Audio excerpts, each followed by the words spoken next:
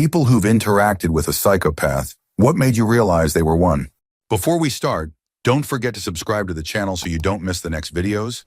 I wish you a pleasant viewing experience. Story 1. I told this story once before. I met a woman at a party who gave me this kind of chilling suspicion. She was sociable and easily commanded to attention of every small gathering she was in. She leaned on the woes of her job to keep the conversation about her. She was a nurse working in the maternity ward, and she went on about the hours and the pay and everything. To change the vibe, I asked her what she liked about her job, and she lit up. But what she said didn't come down to her coworkers, or helping people, or making a difference. Her answer amounted to power. She absolutely glowed as she described how fragile new mothers are and how many subtle things could go wrong. She was proud to say how she knew when a mother wasn't going to make it through the night without complications, and how she was the only nurse on the floor to be the one that could help the mother. She loved how she was in control over a precious and delicate thing that could not be replaced. I remember feeling deeply uncomfortable by her answer and that smile of hers. I still remember that smile. Others around us at the time picked up on it too. Answer. Another part of this person's conversation, an anecdote she shared.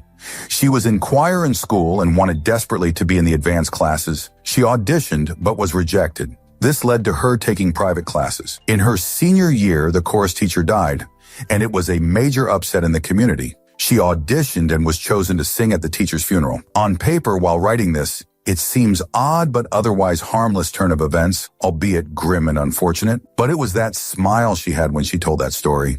She was so proud to sing at that teacher's funeral. Story 2. I've worked with teenagers my entire career, and am fairly well versed in how mental illnesses can show up with middle high school kids.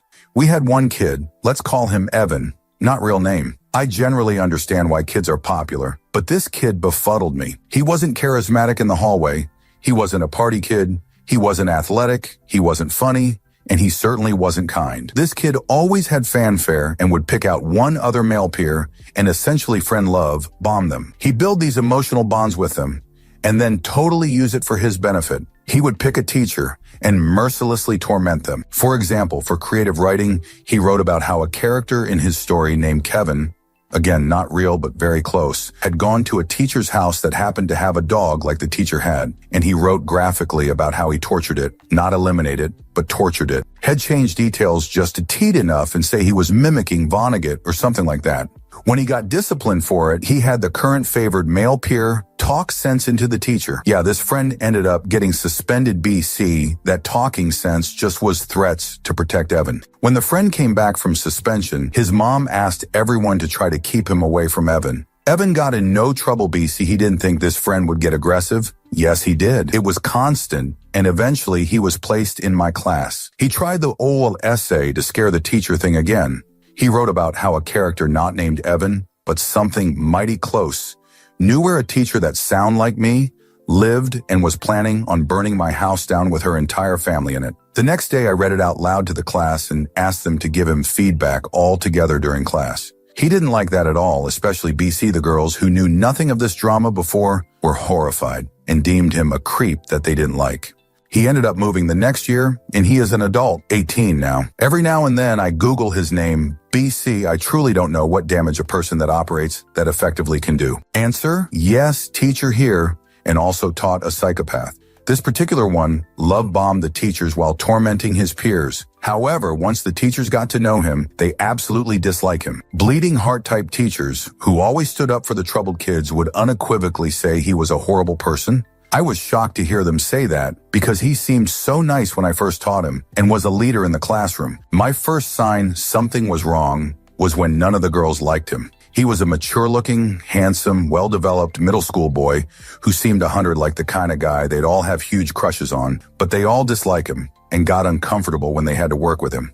I found out he was subtly whispering super nasty things to them and even physically harming them anytime he could make it possibly look like an accident. Then we found out that he had volunteered to help out in younger classrooms, like K2, so he could physically abuse those kids when nobody was looking. He was cool and calm about these things, never showing any remorse. Then he became obsessed with the military, saying he hoped to join so he could eliminate people. He never seemed angry or depressed when he said these things, but chillingly calm and cruel. His eyes would light up and he'd smile, but there was just nothing there. His adoptive parents were called in for a conference, and they said they are scared of him. They even send him to a boarding school the next year because of how frightened they were. I've taught a lot of troubled students, even some that don't seem to have consciences and don't feel guilty about hurting others. This guy was in a league by himself, though. He was definitely future serial killer material, while even the worst troubled kids I've worked with are probably just on the level of being crappy members of society. Story 3. My former spouse. She was charming, charismatic, beautiful, manipulative, pathological liar, emotionally and financially abusive. I dropped her off at the hospital so she could take over watching her mom to give her aunt and uncle a reprieve. Aunt and uncle informed me ML was doing well. I drove home. She called me 20 minutes later to say her mom suddenly died. She smothered her mother to passing. After our divorce, I met with her stepmom and SIL to talk about things. Unsolicited, they said they believed she smothered her mom. I nodded my head in agreement. Answer: my ex-wife was also one. Never eliminate anyone that I know of, but it wouldn't surprise me. I never saw it until I was divorcing her. Everyone was expendable if it would help her regain the narrative. I believe she tried to push our autistic son to commit tragic end so that she could play the sympathy card. He has been tragic end for years, and she started calling him names, swearing at him, and treating him like shoot.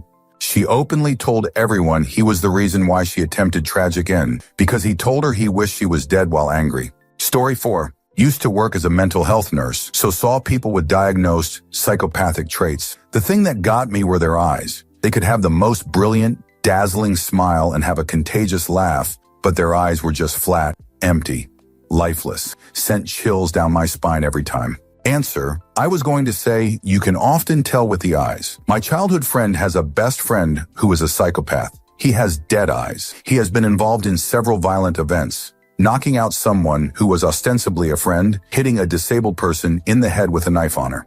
I am 50 convinced he shot his father in the head. He was violent towards his stepchildren. I avoid him like the plague. Story 5. It took years for me to realize, but eventually saw that they never spoke a single word from their mouth that wasn't intended to manipulate and control others. Every single conversation and interaction was manufactured and not genuine. No genuine version of that person exists. They also took every opportunity to subtly put people down if they were threatened by them. Made people, including me, doubt ourselves deeply. Also, everything they did to control and manipulate others had plausible deniability because they were so clever and careful about it. Everything was done in between the lines, so it was hard to prove. Eventually, those people almost always give themselves away, though, in my opinion, experience. Answer: oh man, this is one of my sisters. I thought she was maybe a covert narcissist. The manipulation has always been off the charts with her, and then the feigned offense when called out on her bullshit. The older I get, the more I see these traits as common throughout the population. It's like people are so much more concerned with their image than actually having integrity and are completely different underneath all of the posturing. Story 6. I used to work for one. Every sincere, vulnerable moment was fabricated to prompt me to share my story, so he could collect information to use against me. He used to get upset that he was so open with me, and I was like a brick wall. Sir, I'm at work. He told me he used to live in London, his marriage open, and he was lining up dates on his business trips, how he used to be romantically involved with his last assistant when they would travel together. He keeps his parents on payroll to help them out, etc. None of it true, except him having blatant affairs. He would name drop people of influence saying so, and so was an old friend, just compulsively lying to make himself seem important. He would fabricate dramatic situations that were my fault, so he would have an excuse to scream literally at me. Like wording a phrase just wrong enough that I would misstep. His eyes would go absolutely black. I started questioning when I met someone close to him in his personal life and was asking, oh, was that when he lived in the UK? Insert confused expression. I got coffee with his former assistant and she told me she had never traveled with him, let alone had an affair with him. It was all a lie. I screenshot him making really obscene intimacy comments towards me on Slack. Still not sure what to do with it all. Obviously, I don't work for him anymore. To say I had PTSD would be dramatic, but the emotional whiplash of someone being manipulative and having power over you left me scarred in unexpected ways for a long time. Now I just see him as a tiny piece of shoot. Answer: his eyes would go absolutely black. I've heard this so many times about deeply fudge up evil people.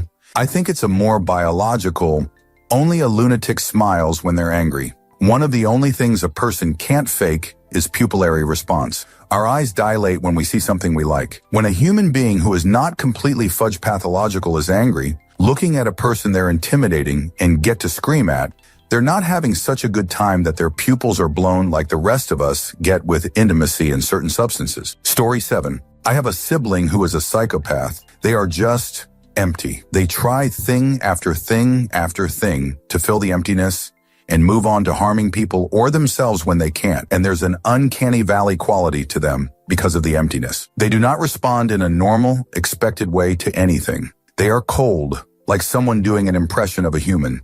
They're good at acting and putting on the charm, but most people catch a whiff of something that's not right, something off and strange.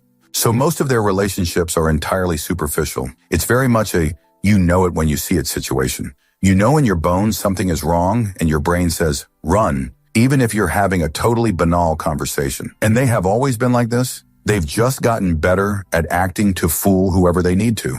Answer. There was this guy who was popular around town a few years ago, ran his own stand-up variety night, popular with ladies, and every time I was around him, my blood just ran cold.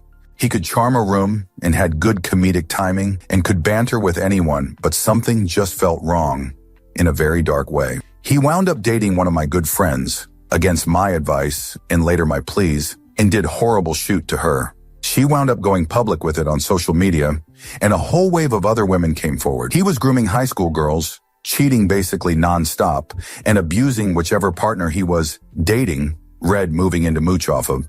It's one of those things where being vindicated obviously felt like shoot, and you can't blame anyone who got suckered in, even with me saying vague shoot about how you should make sure you are never alone with him. Because to this day, I still don't know what it was about him that unsettled me. There's no way I could articulate any kind of specific, logical warning about him.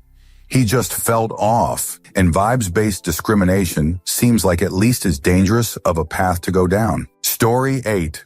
I fell in love with this guy who did a lot of intense sports, dangerous stuff, all the time. I went through a seriously traumatic event when on my way to meet him for vacation. He had been so charming and made a lot of grand romantic gestures back then. He impulsively got us tickets to a cruise. I got to town a day before him to visit family. I went out with friends the night before he arrived. Things went way wrong. When he got off the plane, he found out that I had been attacked. Instead of coming to me at the police station, he told me I should have fought harder and had ruined his vacation. He went on the cruise without me, went straight to the ship and didn't even bother to see me. Broke my heart at one of the lowest moments of my life. When we got to talk about it later, I told him I had noticed his lack of empathy, thrill-seeking, impulsive behavior. I had also noticed that he was always happy. He looked at me without a mask for a moment and told me I was very observant. It was chilling. He could move so easily from this charming guy who seemed almost altruistic to someone I didn't recognize. Story 9. Everything is a lie. They lie to themselves, and the grandiose facade is so complex and deeply rooted in them that you believe it too at first. Their words do not line up with their actions or reality. Everything is a way to make themselves look better than everyone else or to put others down and thus themselves higher. They view people as a means to an end, can be extremely charming, outgoing, fun on the surface, but there is literally zero depth beyond. It's quite sad when I realized they sure do know how to reel people in, tell them what they want to hear, and sell this image of themselves. Story 10. Here ye a woman. Talked to a guy online who after 2 weeks of conversation told me sometimes that he wanted to eliminate someone just to see what it felt like in random conversation, and told me that when he was younger, he had a plan for eliminate a girl in his class he thought was annoying and that no one would miss. Could he have been an edgelord? Maybe. However, I am not taking my chances. Pretty sure he was literally psychopathic. Answer. My friend was just telling me the other day that she met a guy online. They met up for a date, and during this date, he made several jokes about eliminate her. She asked him to stop because, of course. The next day, he wants to set up another date, and she says she's not comfortable with that and doesn't want to see him again. He actually said, I stopped joking when you asked me to. What's the problem? Story 11. He told me an elaborate story of how his puppy got out, and when he found it, it had been attacked by something, so he had to eliminate it to end its suffering. Months later, after our relationship ended, I found it. He actually just left it in his apartment with no food or water to die. He is now in prison for, I actually don't know what, but it involved children. It's the closest thing I've encountered that screams psychopath. Looking back, the list is long, and a huge reason for much of my trauma. Story 12. I am technically still married to one, although we have been no contact for over 3 years. I can name 1,000 different things, but I will stick to one in the interest of time. One night, one of many similar nights, we argued, and he assaulted me. Generally, this meant him biting me and choking me. I was at perhaps the lowest point in my life. Brainwashed, gaslighted, torn down, so I got up the next morning and decided to make the best of it. I cooked all day and he stayed in the bedroom. I remember listening to music and just really being in a good mood. I made his favorite dinner and brought it to him in the bedroom. He was looking at his phone. I said, "I made your favorite dinner," and he looked at me and said, "You're so simple." That moment changed my life. It was a gift because I left the next day and never looked back. Answer: this kind of shows how kindness and forgiveness can protect yourself. It's easy in the chaos of life to feel like some reactions and behaviors are warranted or just part of the traumatic fabric of a person. But when you encounter someone with genuine kindness and forgiveness, and they react with nothing but disdain, you get definite proof of their callous nature. Reminds me of the story of a friend about her father. Her parents had a shaky relationship, and from outside it was hard for her to take a stance. Until one day, the mom baked him a cake randomly, just as a sheer act of love. He looked at it for a second and then threw the cake in the trash. My friend said that was the moment she realized, although her mom wasn't a saint, at least she was a monster. Story 13. My now dead husband. He created scenes as proof of cheating in order to allow him to assault me, then admit he planted the false evidence, etc. He blatantly lied when telling stories to his friends that would make him seem heroic or funny. He actually would be smugly happy when his friends or family suffered a downfall, but act concerned to their faces. List could go forever, but yeah, fudge him. Story 14. They put on a mask all the time. They treat a specific group of people they deem weak horribly while trying to maintain a good image with anybody else. The closet PPL to them will describe them completely different than a colleague or a stranger they just met. And before you say everyone is like that, no, this is very different. Answer: there's a guy at my work like that. I've got pretty good hearing.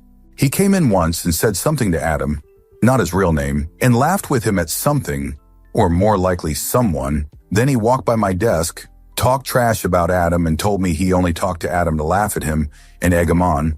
Then he went around the corner and talked to Sue and talked shoot about me to Sue. After Sue left, he went into his supervisor and started mocking Sue to her. Later, I found out from the ITs that they no longer spoke to him because he was always ragging on one of them with other. He's still there, but most people don't talk to him except for a handful of people in management. Story 15. Psychiatrist here. I've met several men with true antisocial personality disorder through my work. No women yet, and it is truly unsettling. Some of their earliest diagnostic behaviors include eliminate animals as children. Although it had often progressed to violence toward other people, I will keep the details vague for anonymity. There is indeed often a legal history for those that make it to the inpatient unit, but a lot of these people in the general public can be extremely charismatic and successful. Answer: you're describing my 21-year-old daughter. She was even strangling her newborn sister at 5 years old, then went to school bragging about it. Attempted multiple PRTF facilities over the years, and they'd always discharged saying they couldn't help her. Fast forward, and she was recently committed to the state psychiatric hospital. As a mom, it's a relief because she's not only a threat to herself, but society. She's always gotten a thrill off causing others pain, especially me. Now that she cannot control my mental health, her lies and stories are really out there. Everything is always everyone else's fault, never takes accountability, and she's always the victim. My 16-year-old and myself are finally working through our PTSD she's caused us all these years. Story 16. Oh, this one is easy. I didn't realize he was one at first. We actually dated for 3 months, and I thought he might have high-functioning autism or something. Like, I noticed he reacted to things different. He was really cute, and we had a lot of the same hobbies. He liked to climb, so I kind of ignored it, but the longer we were together, I would notice little things, like he would feign when he thought he was supposed to be upset about something. He would know it was an upsetting thing, but only when he realized I noticed or other people noticed would he have tears or act sad. He hit a wolf one time when we were on the way to a camping spot in northern Idaho, and that was when I really saw it. He took a life and didn't even react. I know some people just don't think animals are important, but he didn't even swerve the car or react at all. He said it should have known better to cross the road, and I cried because, to me, hitting a wolf was traumatic, and I wasn't even the one driving. They are beautiful creatures, and he looked right at me stone cold and said, "You are ruining my weekend by crying. I need you to stop right now." I broke up with him as soon as we got home. I was too afraid to do it in the woods. Answer: I dated a guy like this.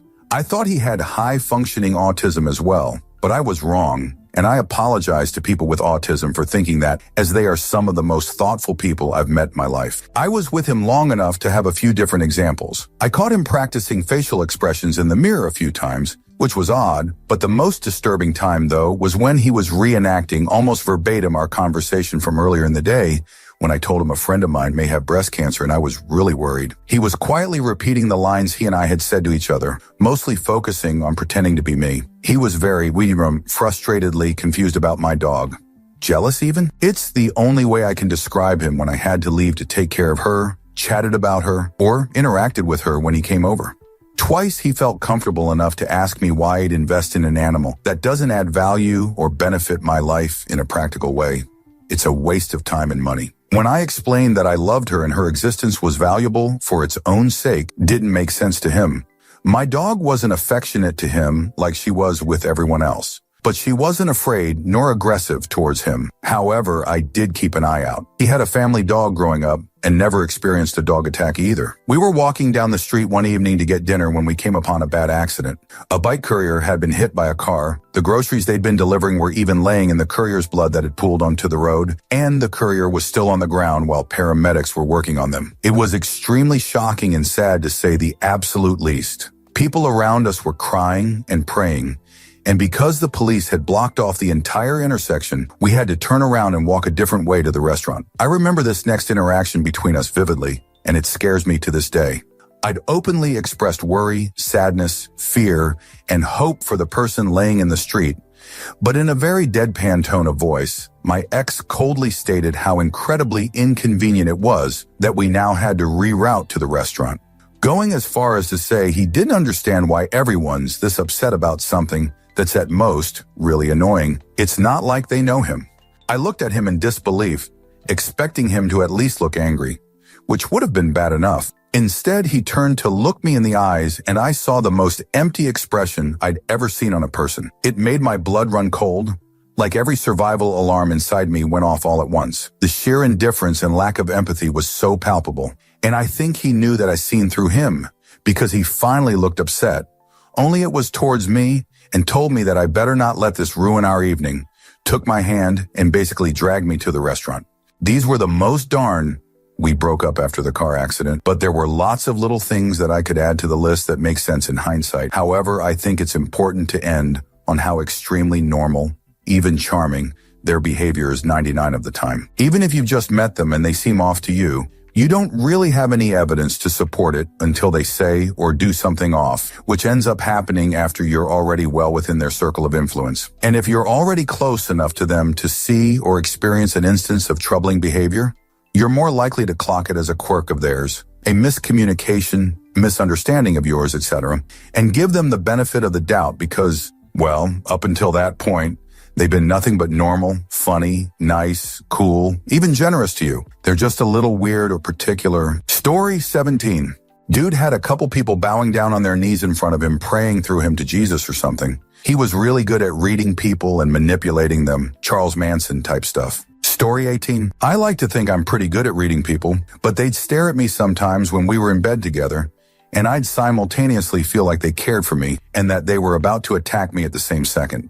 I could never fully read that look behind their eyes. It was like it was ebbing and flowing between love and dislike. It would create this push and pull in my gut where I was drawn to them, but afraid of them. I started to catch out lies. I watched their movements change when no one was looking. Every word was calculated to manipulate something or someone. Their emotions were mimicking others rather than their own. I got out before they hurt me, and in the process found out what they'd done to many, many others. If you're reading this, you and your sibling should be in jail. Both of you should play in traffic. Story 19. I work in a prison and have dealt with literal psychopaths diagnosed and all that. The best way I can describe it, and keep in mind this is coming from someone who knew what they were going in. There is something missing in their brain. Like you can see it in their eyes that there is a void behind them. And when they talk to you, it's just a big game. I'm not talking, oh, that's a lack of empathy, which it is, but an emptiness that just is not natural. Like inmates plays games, lies, manipulation, playing dumb to see what you know.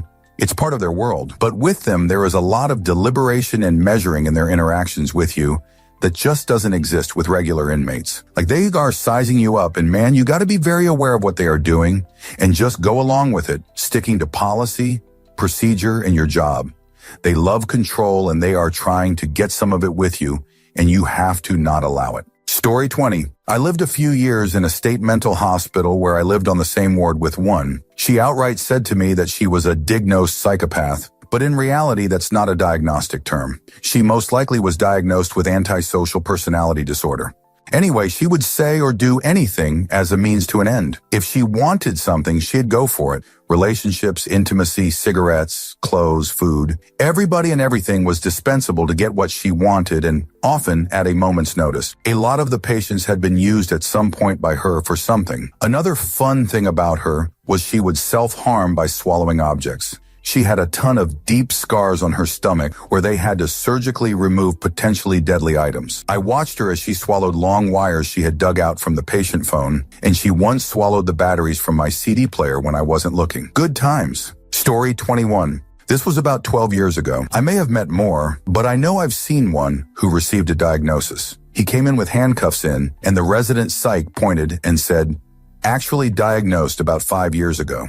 I saw him from a distance and had no interaction with him. History of violent crime, recently released for time served. I think he'd been out about 6 months and had just attempted to take down a child, but the child survived because he was caught in the act by a parent and beaten badly. He was talking amiably with a detective as if the handcuffs in his wrist weren't even there. We were all freaking out because the detective seemed really charmed by him and was matching his light, friendly energy. Answer: I've seen serial murderers interviewed by detectives who appear to really enjoy their company. Detectives do it on purpose. It's an act to put the criminal at ease so they feel like they're talking to a friend.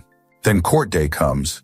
The detective uses every single word shared in friendship by the murderer against them, which increases the chance of a conviction and time they'll serve. The detective might never speak to them again after conviction, bearing further investigation. I agree, Orier. It looks perverse that a detective would smile at a murderer, but there is nothing friendly behind the smile, likely something a psychopath understands well. Story 22. He was charming the first 2 years, but once we got engaged, he locked in. Controlled all my money, friends. Time outside of the apartment.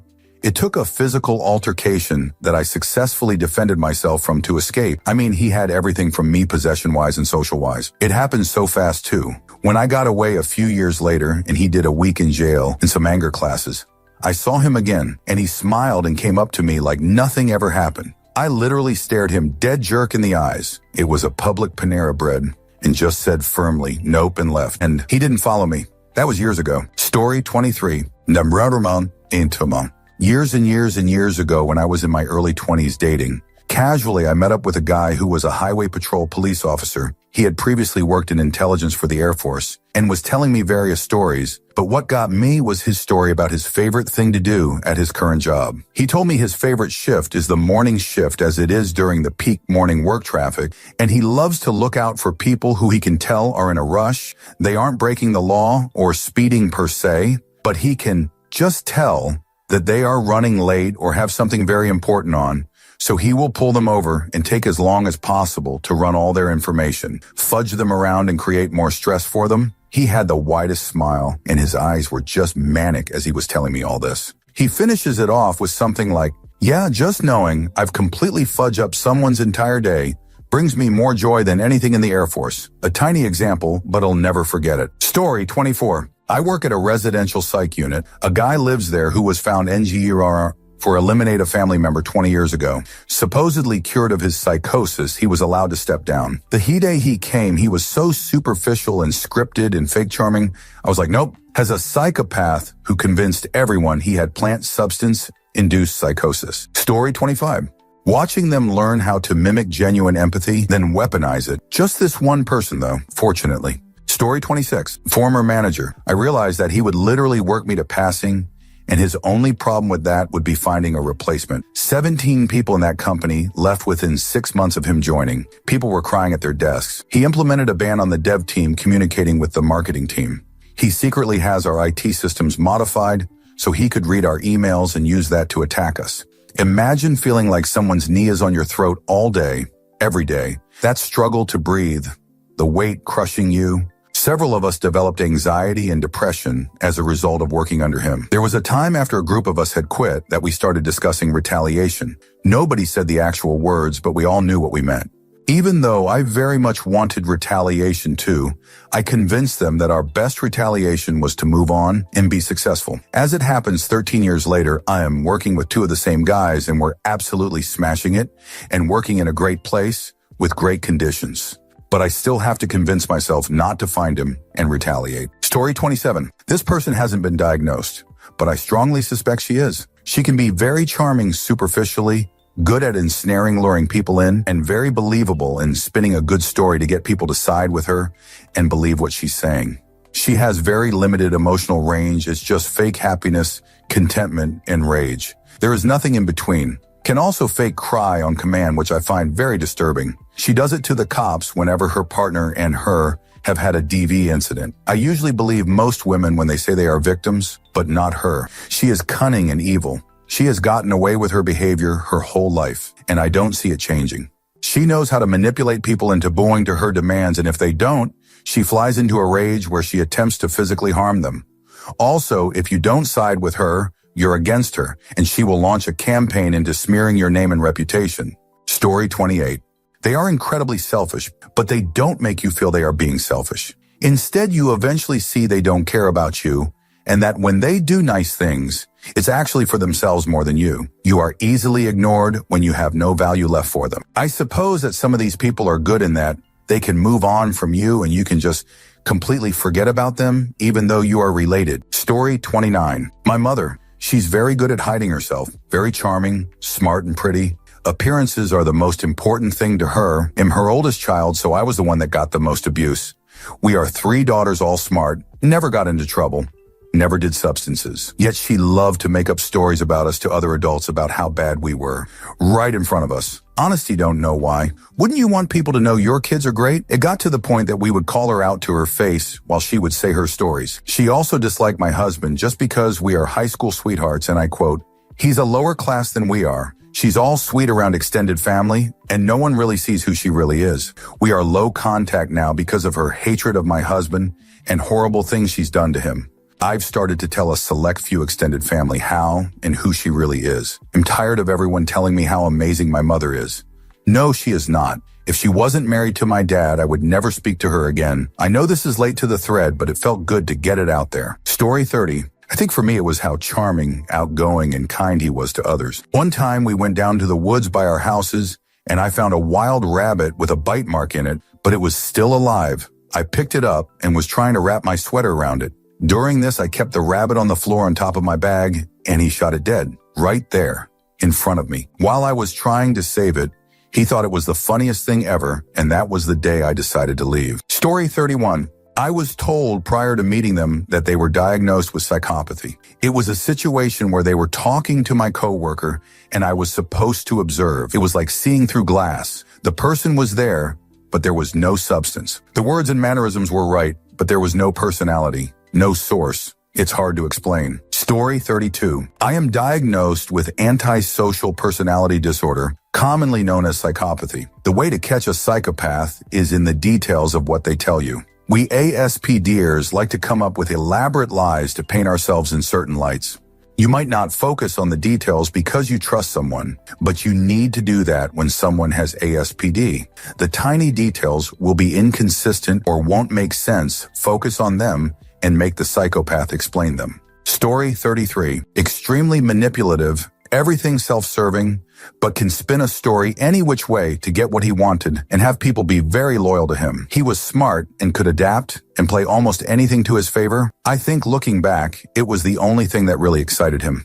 He pathologically lied, like it was a game to him, even about mundane stuff. Would lie to create drama or pity for himself when needed. This guy flew women into his place from all over the world, telling each he was in love with them. He dropped one at the airport and would swing around to the next gate to pick up another. He loved getting women to trust him, and it was a victory for him to get someone to leave their partner. He would throw people away like they were nothing afterward. His entire life was a lie, and I'm sure he's still causing mayhem in the lives of others, particularly brunette women. Story 34. It ran in his family, and he was always worried I'd find out what he'd become one day, but he already was one because he was so cruel. Every plan to help or impress me had some ulterior motive of purposely making me insecure or diminishing me in some way. He also thought eliminate pets were no big deal, and he always tried to tower over me and pretend to be angry to intimidate me. Story 35. He told me eliminate a puppy once just to see what it was like. I knew things weren't right based on other stuff he said, but that was the final straw. Story 36. They told me they didn't see people as individuals, proven by the fact they took everything they could from someone before ditching them. They crashed my car and dipped LOL. Charming as fudge though, kinda scary. Story 37. He was my friend in high school.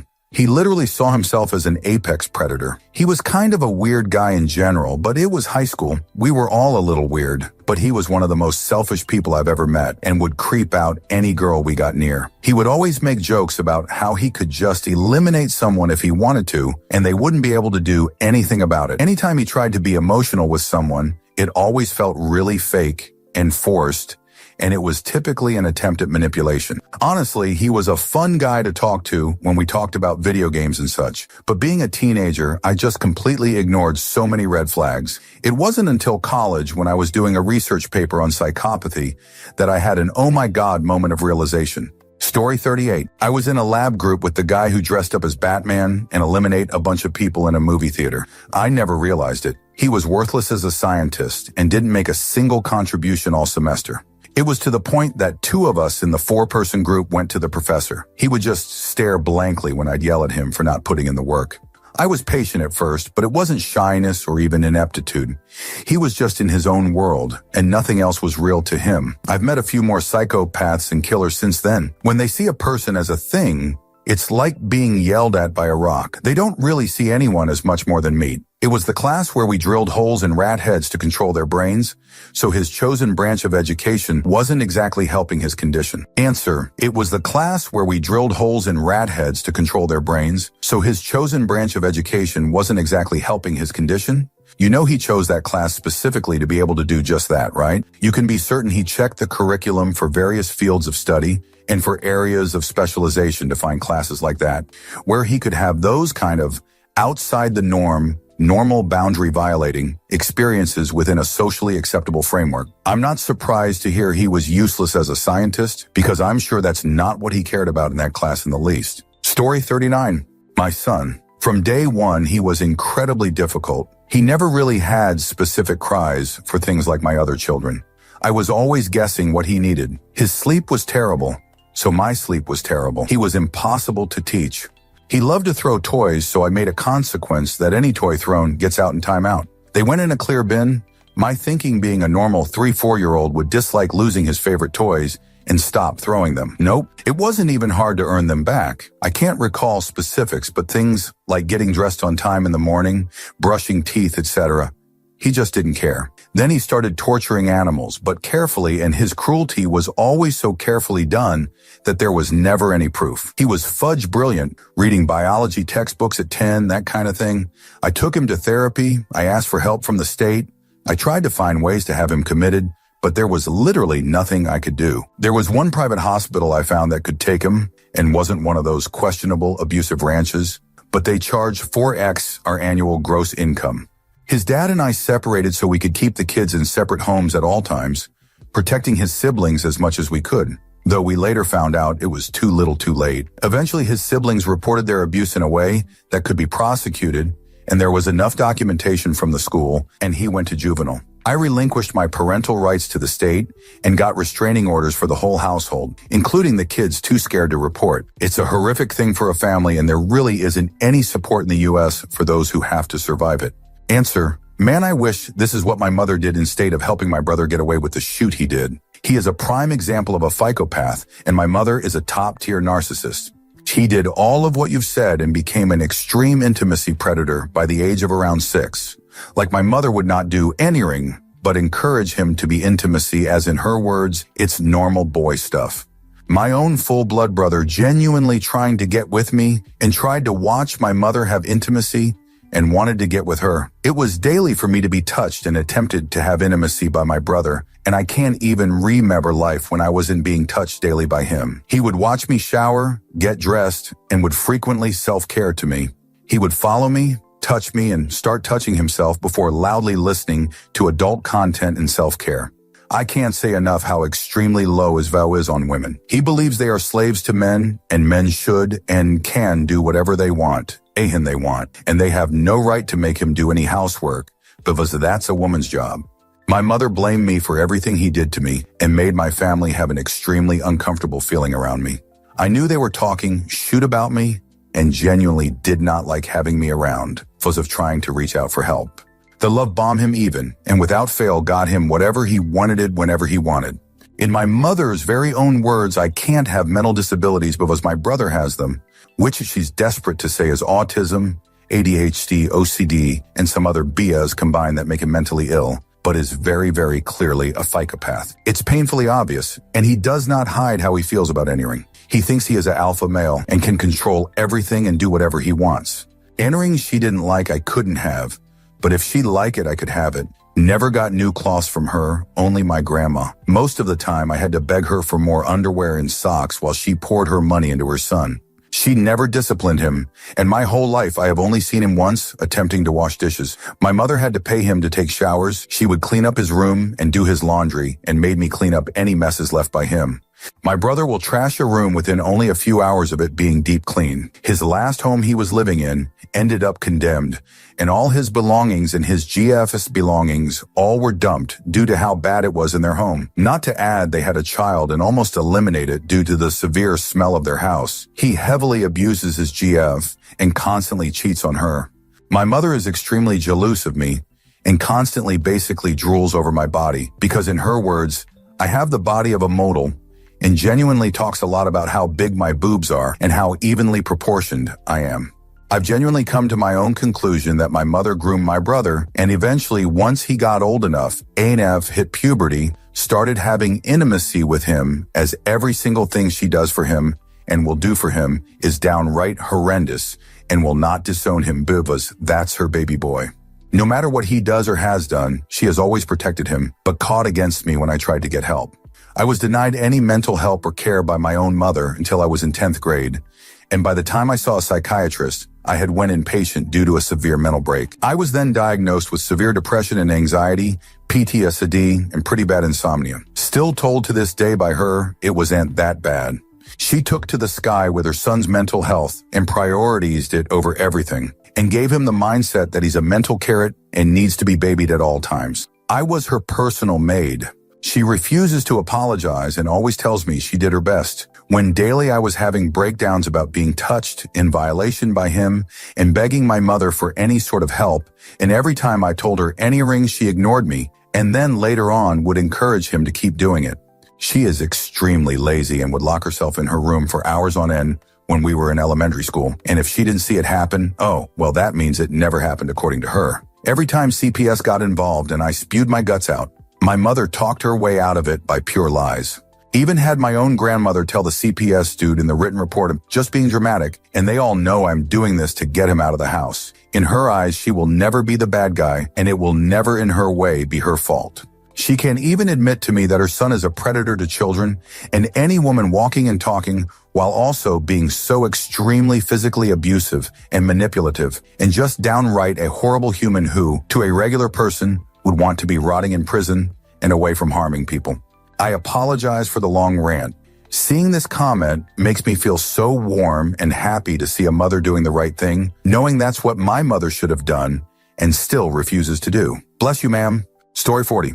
I got so angry I decided to shoot my wife, but then I thought to myself that if I eliminate my wife, my son will be lost in this world, so I have to eliminate him too. I work in inpatient psychiatry. Pro tip, if you ever go to the psych hospital and meet someone and you decide you want to be friends with them on the outside, don't. Answer, male family annihilators are the ultimate narcissists. They see their families as their property and as extensions of their own egos and body. They feel complete ownership over their inner sphere. And when this is threatened, they feel justified in destroying them because in their mind, the other person is tarnishing them and their perfect vision. It's sickening. Story 41. I'm a storm chaser. In 2011, I was with a chase group that got extremely close to the very deadly Joplin tornado. It was a very sobering event. Several days after, was speaking to another member of the group who informed us that the best part of the trip was seeing the town get destroyed. He also cheered watching a different tornado hit a house. Even crazier, his wife cheered too. Two psychopaths and they found each other. Story 42. You realize eventually that they have been lying to you during every single conversation, and when they let the mask slip, you realize that you never should have given them your home address. Story 43. If you're lucky, they leave you alone. If you're not, you're like me and stuck. I swear he literally just talks to see what lies of his people will believe. He is always the victim and never responsible for his own behavior. I started cluing in when he started to mock my empathy for others, but seemed completely devoid of it towards me in private, and would actively try to avoid being so. It's pretty wild. You have a conversation with someone showing sympathy and empathy, and then you hear it coming out of their mouth as if it were their words later. Just paraphrased, being used on another person. It's weird as fudge. It's like they have to copy others' emotions. They really are vibe thieves. I often wonder, if you were to hold a fake funeral but pretended it was real for one of them, had everyone else laughing and being jovial, would they mock that too? Would they follow the room's vibe? Story 44. The sociopath stare is real and happens when you say no or try to enforce a boundary. It's really alarming. Their whole face changes. I get shivers just thinking about it. Story 45. They come with a superficial charm that can be easy to fall for at first and are often master manipulators. They will inflict harm onto others with no guilt or remorse. They are very goal-oriented and will go to unstoppable lengths to achieve their goal. They can be very cold and calculated and easily blend in and wear multiple masks. Once you spend time with them, you see something is missing deep down inside. Story 46. Would never have been able to tell through my interactions with him, and I can't even say for certain that he did have psychopathy or ASPD. I was just a contractor working on his house for an extended period of time. But when I had to go into his casita office to test a line, he had a shelf full of books on psychopathy and ASPD. Lots of stuff like understanding antisocial personality disorder, living with ASPD, all alongside one hell of an arsenal. Not that the guy would need guns. He looked like if Terry Crews could eat Terry Crews for breakfast. Story 47. My mom. She made everyone think she was the best mom in the world. My classmates would say, your mom's so cool, she's great, etc. But behind closed doors, she would sit me down every night for up to 4 hours. I know BC had watched the clock in agony, while she explained what a terrible person I was while reading scripture. She also didn't like our fish tank, so she put a towel over it and waited for the fish to die. Story 48. Demanded we cut open a baby bird and inspect each organ. We were young kids, but still as young as I was, I knew this was something weird to do. Also, the time he hit my back of my head with a huge metal pole in front of my parents. Got knocked. He showed no remorse at all. No idea where he is now, though. Story 49. Their eyes were dead. The first night I met her, I told my friends, she's got dead cow eyes. They thought it was funny, but didn't really understand what I meant. I meant she was a sociopath. I could tell it very obviously somehow. She then entrapped one of my best friends and to this day ruins his life over and over, but he still takes her back. Literally no shame. Did antisocial shoot without really considering the consequences. Victimized people and couldn't tell they were doing it because it felt normal to them. Went to prison. Did hard substances and drank the whole way through a pregnancy. Captured men and then used them until they weren't of use anymore. Cheated constantly. My friend is like a shell of a person, and they were divorced and still get back together frequently. She just uses him up for money and support until she gets bored and then moves in with someone else. Then they get sick of her, so she gets back with my friend again. It's sick. Being in the same room with her is like knowing there's a cobra crawling around, but not knowing exactly where. Psychopaths will give you the creeps. Story 50. My friend's child. When our kids were in elementary school, I met another parent and we became fast friends. Adored my new friend and our kids were the same ages. My kids, social and friendly, didn't love going to play dates with her kids. She had a crazy tall staircase, like a story, and in a half, one long, straight run. The kids' playroom was at the top. I was halfway up the stairs to check on them. My daughter was standing at the top looking down at me. My angle kept me out of sight from the playroom, and I saw my friend's son sneaking behind her, maniacal expression of glee as he was about to shove her down the stairs. I yelled, he startled, and then reset his face. I saw him transform from evil to cute kid. I grabbed my kids and never talked to her again. I was afraid to have my kids in his presence, and the sweet mother would never believe what I saw. I tried a million times to figure out how to explain my actions, but couldn't bring myself to do it. Answer: this is my story too. She was a very good friend. Her son was 12 years older than my kids, who at that time were age 1 and 3. On different occasions, I caught him: 1, aiming a Nerf gun at my baby daughter's head when she was crawling on the floor. 2, he opened a forbidden gate at my son's birthday party to lead all the children out to the 80 kph road. And 3, took my toddler son to a pond when nobody was looking. My son could have drowned. His mother always insisted her son was so good with children. And when I acted horrified one of the above incidents, she just kept praising her son for having been brave enough to tell us the truth about what happened. I cut her right out of my life. Story 51. My brother is diagnosed as a psychopath. He ended up being a serial killer. Our family knew something was wrong with him. He just had zero moral compass. He enjoyed harming others, compulsively lied. You name it. He just lacked any empathy and had zero impulse control. Story 52. One of the psychopaths I met, I knew he was off because I always felt like I was talking to a hollow shell. He had no emotions whatsoever, no excitement, energy, just like a strange, hollow human body with nothing inside it. I met him about 5 times across 2 different countries. He tried to sell me a club in Singapore at the Marina Bay Sands. Total scam. Then he created a music concert, which was a total scam, and fled back to Japan. He never felt any sort of empathy, but he just lied and manipulated people like a lizard playing with insects. I saw him a few years later on Japanese TV. He beat a GF to passing, and the CCTV footage showed him taking the body to the sea in Yokohama and dumping it tied to a cinder block. There was footage of the police walking him away, and he had the same bored, bland, emotionless expression he always had. Story 53. My ex bit my ear off and never apologized, although given plenty of chances. He then used every excuse to explain away what he did because it was something I did wrong.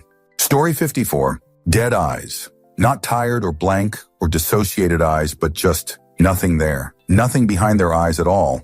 Not a spark of humanity, not even a glimmer of malicious or ill intent. Just completely dead. It was a group introduction, and I introduced myself not to seem rude and promptly went to another room. Story 55. Not a psychologist, but my cousin enjoyed humiliating other children when he was just a child.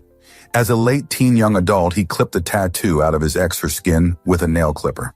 Had many pet snakes, really enjoyed feeding it, even went as far as buying pet rabbits and pretending to be this forever home when he was planning on feeding it. He laughed his jerk off about this man cuddling with his rabbits the last time. Had rats, some he kept as pets and some were meant to feed the snakes. He bullied a rat mother if she tried to get away from her babies for a second and punched the poor animal. It died eventually. He had another mother and she had to feed 20-something rats. Half of them weren't hers. Same thing. Ended up letting his girlfriend bottle feed the rats. His little brother confessed that at some point he had 5 cats in his room and he'd let them get pregnant all the time. If he couldn't sell the kittens, he'd just eliminate them. I once planned to buy a puppy somewhere. Beautiful puppy. My grandparents lost their freaking minds over it because it was a very big breed and had no papers. They said if it wasn't from a good breeder, it was basically a takedown machine, and they talked me out of it. I had, however, already taken a picture of it. This was 10 years ago, and I recently recognized the picture I took on Marketplace. My cousin is still trying to scam people with the picture I took of that dog. I know it was him because he used his dad's account. Lots of other examples. My family always knew. I used to tell them it was just a child, and he would get over it and not to be so dramatic about their own cousin. But yeah, they were right. He's an adult now. Story 56. When he got hard every time I cried, my lupus got really bad. So bad I had to do chemo and lost a very dangerous amount of weight. My cries of pain would make his male body part hard.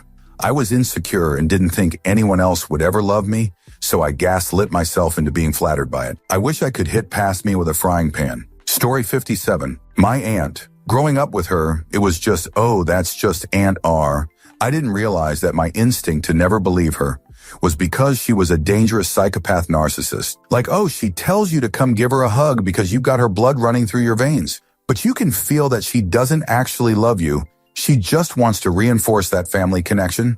Nothing ever felt genuine from her, ever. She was always only halfway interested in anything it seemed. Then noticing that my cousins were always made to stay in their rooms and play quietly.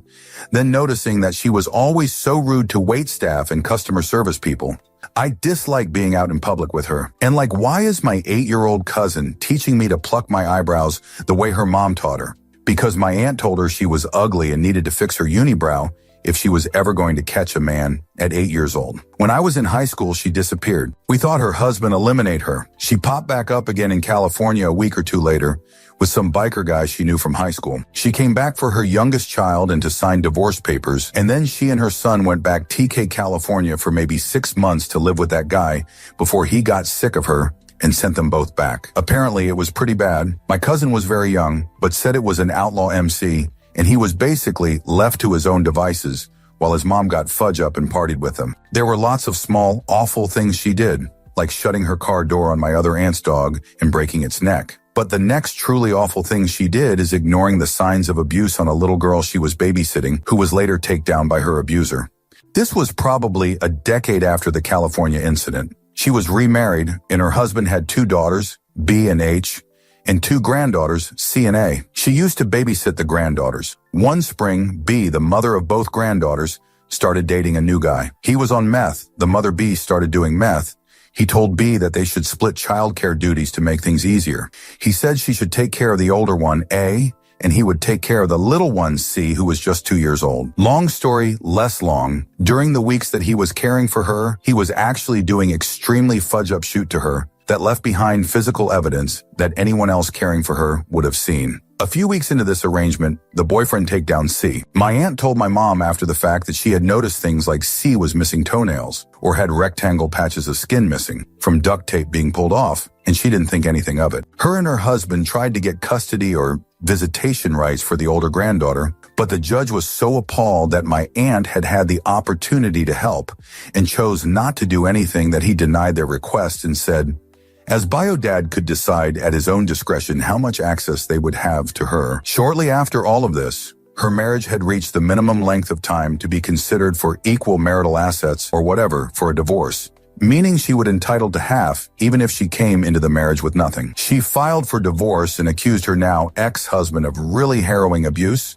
which was fortunately easily disproved, but she still ended up with a chunk of that poor man's retirement. When her oldest child finally went NC with her, she teamed up with his psycho ex to attempt to fabricate evidence that my cousin was intimacy abusing his own daughter. That ended up with my aunt receiving some sort of official censure. My cousin was granted full legal and physical custody, and his ex's parental rights were terminated. This is the end of much more complicated saga, but this is the only part that psycho narc aunt was involved in. My mom cut her off around this time, and all 3 of her kids have gone no contact with her, so I don't know most of the smaller crazy shit she did. A lot of threatening to ruin people's lives, a lot of trying to coerce money from people. She was fired as a patient from a couple of doctors' offices, which I think is hilarious. The most recent really bad thing I know of is that she burned down her house while her most recent husband was asleep inside of it. She was frying Brussels sprouts when supposedly the grease popped and caught the curtains on fire. Thank God the smoke alarm woke her husband up and he made it out okay. But yeah, she burned it down for insurance money. Anyway, that's what a psychopath looks like when they aren't in the news and aren't serial killers and aren't smart enough to fake normalcy. She's miserable and alone now. She creates fake social media profiles to try to stalk the entire family. She uses elderly family members to try to guilt people into talking to her. She threatens to destroy everyone's lives pretty regularly. When we have funerals or weddings or parties, we have to guard the details to try to prevent her from showing up. Occasionally, she tries to send my kids gifts. It's weird. My whole life, the identifying characteristics that I have always associated with her, literally since childhood, are performative and empty. There's literally nothing to her other than scheming. No care, no genuine interests or hobbies, just pure self-interest and nothing else. You can feel the difference. Edit.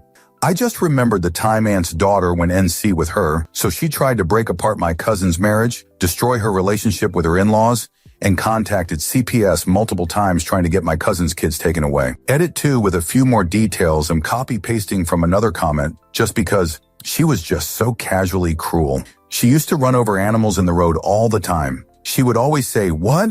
I didn't want to swerve or slam on the brakes and cause an accident. I've overheard her making fun of my little cousin when she had lice and her stepdad shaved her head. She has abandoned her kids. She went after my other aunt aggressively in the immediate aftermath of the deaths of not just one, but two of my other aunt's children. She supposedly was asking around trying to take a hit on her own daughter after she testified against her in a civil thing. She does not give a fudge. Literally at all. It's scary. Oh, even as a toddler, she tried to eliminate my mom multiple times. They're 2 years apart. When my mom was an infant, my grandma would find my aunt doing crazy shit like trying. Thank you for watching the video all the way to the end. If you'd like to see more content like this, you might be interested to know that I've created another channel with a similar theme, especially for those of you who enjoy what I do. I'll leave a link in the description, and I hope to see you there. Take care. Poor people who dated rich people, what did you learn? Before we start, don't forget to subscribe to the channel so you don't miss the next videos. I wish you a pleasant viewing experience. Story 1. I grew up in what I can only describe as the identical median income household and had a decent job. So not poor, but I dated a woman who I met while she was in law school whose family was very rich. The subconscious expectations were overwhelming.